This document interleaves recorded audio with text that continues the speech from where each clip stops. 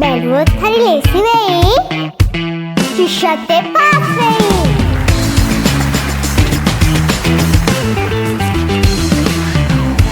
මතක තියාගන්න පුතේ. මතකේ වැඩි කරන ප්‍රබල ඖෂධ දෙකක් තියෙනවා. ඔන්න තව රහසක් කියලා දෙන්න යන්නේ. මතකේ වැඩි කරන ප්‍රබල ඖෂධ දෙකක් තියෙනවා. ඔසු සලෙන් ගන්නත් පුළුවන්. හැබැයි ඉතින් ගෙදර තියෙනවා නම් ඔසු සලට යන්න ඕනේ නෑ. කියන්නද? කොලයක් ළඟ තියනවද? ලියා ගන්න. කො ගන්න කොලයක්. කොලයක් නෑ. ටක් ගාලා අරන් එනවා. ගෙනවද? හරි. එහෙනම් ලියා ගන්න.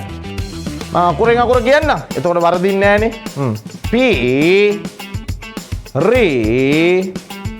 C do පිරිසිදු ja la ya පිරිසිදු ජලය. ඒ කියන්නේ පාඩම් කරනකොට පැත්තකින් පිරිසිදු වතුර වීදුරුවක් තියාගන්න. වතුර බොනකොට අපේ ශරීර අභ්‍යන්තරයේ ඇති වෙන රසායනික ප්‍රතික්‍රියාවෙන් මතකයේ ඉහළ යන්න පුළුවන්. දෙක සා තෝ ට මොකක්ද? සතුට. ඊළඟ ඖෂධය. සතුටින් පාඩම් කරනකොටත් අපේ ශරීර අභ්‍යන්තරයේ සිදුවන රසායනික ප්‍රතික්‍රියාවෙන් මතකයේ අසාමාන්‍ය විදිහට ඉහළ යන්න පුළුවන්. සතුට තමයි පුතේ මතකයේ අසාමාන්‍ය විදිහට වැඩි කරන අහිතකර නොවන ප්‍රබලම ඖෂධය. කරලා බලන්නකො සතුටෙන් පාඩම්. මන් දන්නවා දූල පුතාලා බහුතරයක් සතුටෙන් පාඩම් කරන්න කියලා. ඒ හින්දා වතුරයි සතුටයි හොඳට පාවිච්චි කරන්න විභාගයේ වෙනකම්. බැලුවොත් හරි ලේසි වෙයි. ශිෂ්‍යත්වයේ පාස් වෙයි.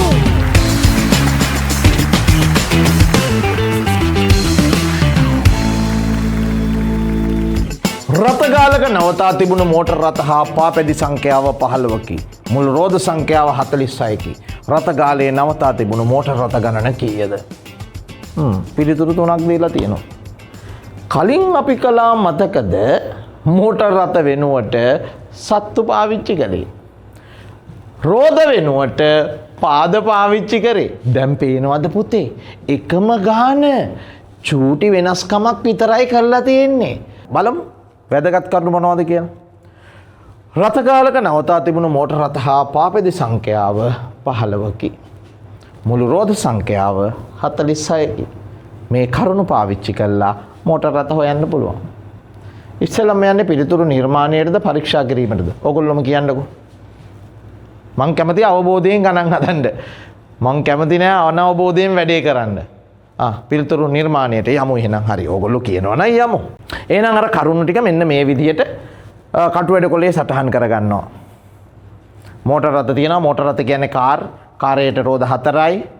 පාපැදි එකට දන්නවනේ. ඔයගොල්ලෝ කියන්නේ ෆුට් සයිකල් කියලානේ. ෆුට් බයික් කියලා කියන්නේ නේ. රෝද 2යි. මුළු වාහන දීලා තියෙනවා 15යි. මුළු රෝද ටික දීලා තියෙනවා 46යි. අපි කලින් බැලුවේ පාදවල වෙනසනේ. දැන් බලන්නේ රෝදවල වෙනස. මෝටර් රථයට රෝද 4යි, පාපැදියට රෝද 2යි වෙනස.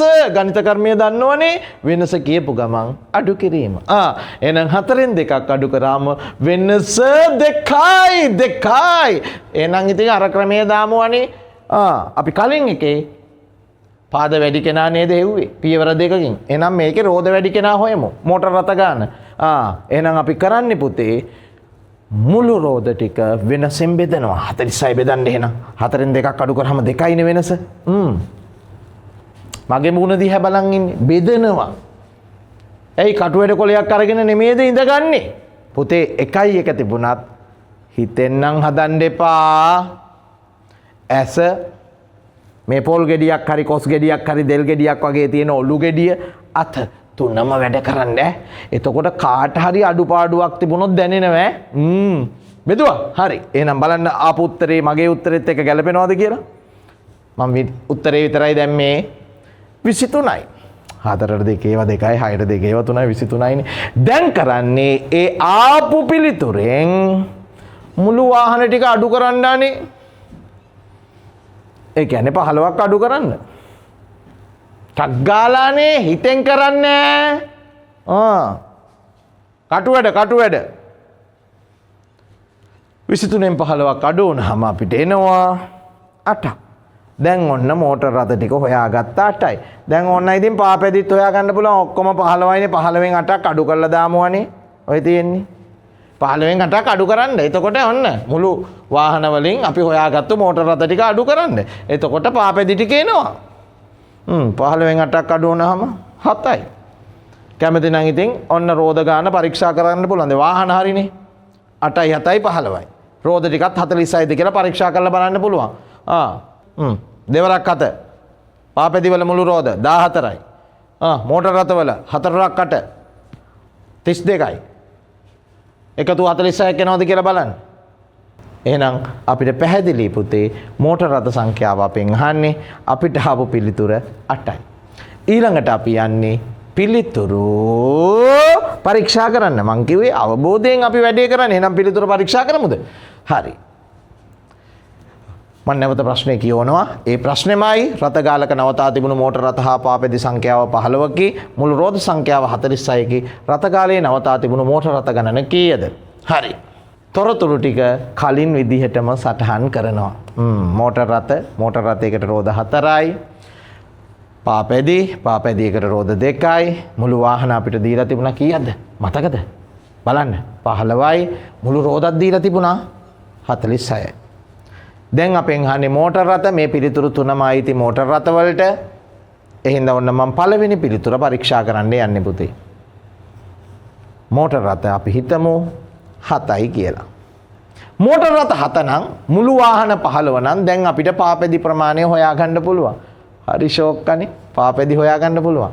15න් 7ක් අඩු වුණාම පුතේ අපිට එනවා පාපැදි කීයද? 15න් 7ක් අඩු වුණාම මොකද? ඇහින්නේ නෑනේ. හරි මම දාන්නම්කෝ 8යි. හරි වාහන ටික හරි 7යි 8යි 15යි. දැන් බලමු රෝද ටික සමාන වෙනවද කියලා. මොකද කොන්දේසි දෙකක් ඉටු වෙන්න ඕනේ. වාහන සමාන වෙනවා වගේම රෝද ටිකක් සමාන වෙන්න ඕනේ. අපිට එන පිළිතුරයි දීලා තියෙන පිළිතුරයි දෙක සංසන්දනය කරනකොට හරි. රෝද ටිකක් බලමුකෝ අනේ. මෝටර් රථයකට රෝද 4යිනේ. පාපැදියකට රෝද 2යිනේ. හරි.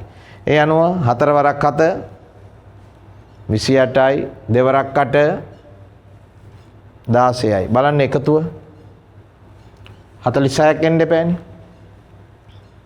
කීයක් දෙන්නේ බලන්න. 8යි 14යි 14න් 4 දැම්මා. එකක් ඉතුරුයි 2යි 3යි 4යි 44යි එන්නේ නේ. ඒ හින්දා අපිට ආපු පිළිතුරයි දීලා තියෙන පිළිතුරයි සමාන නැහැ. වාහන සමානයි රෝද සමාන නැහැ. ඒ නිසා පළවෙනි පිළිතුර අපිට නිවැරදි පිළිතුර විදියට ගන්න බෑ. පළවෙනි පිළිතුර වැරදි. එහෙනම් ඉතින් දෙවෙනි පිළිතුරත් පරීක්ෂා කරලා බලමු. හරි. ඒ කරුණුමයි ඒ විදිහටම සටහන් වෙලා තියෙන්න ඕනේ.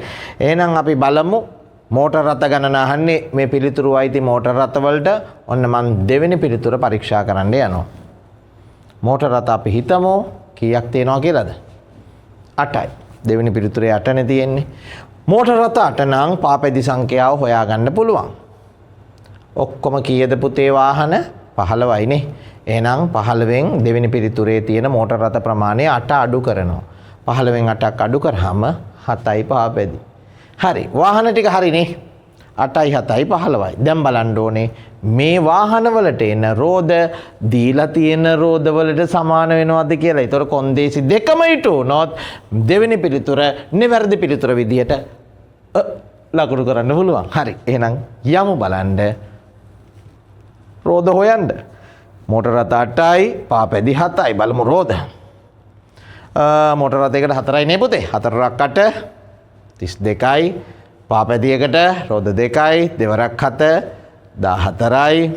එකතු කරලා බලමු. 4යි 2යි 6යි 3යි 1යි 4යි. එනවනේ. බලන්න අපිට ආපු රෝද ගාන දීලා තියෙන රෝද ගණනට සමානද කියලා. බලන්න 46 46. එහෙනම් වාහනත් සමානයි රෝදත් සමානයි දෙවෙනි පිළිතුරේදී. එහෙනම් දෙවෙනි පිළිතුර නිවැරදි පිළිතුර විදිහට බාර ගන්න පුළුවන්ද? පුළුවන්. අයියා දැන් හරි උගතෙක් වගේ. මං චතුර පත්තරේ කියවනවනේ. මා චූටි බබා කියවනවනේ. එහෙනම් ඔයත් උගතෙක් තමයි. දරුවන්ව උගත්තු කරන්න තමයි චූටි බබා චතුර වගේ පත්තර තියෙන්නේ. ජීවිතේ කතාවේ ලස්සන පිටුවක් ලියන්න මං අද යනවා. ලෝක දිනන්න පටන් ගන්නදා තිරියයි සවියයි ඕනා දරුවා පාසල් යන පළමු දින සිටම ඉදිරි කිරීම කියා දෙන්න. මහජන බැංකුවේ සිසුදාන ගිණුමක් ආරඹන්න. පොලියත් වැඩි, තෑගිත් වැඩි, වාසිත් වැඩි. මහජන බැංකුවේ සිසුදාන සමග ලෝකය දිනන්න ඔබේ දරුවාට දිරිය දෙන්න. බැලුවොත් හරි ලේසි වෙයි. ශිෂ්‍යත්වයේ පාස් වෙයි.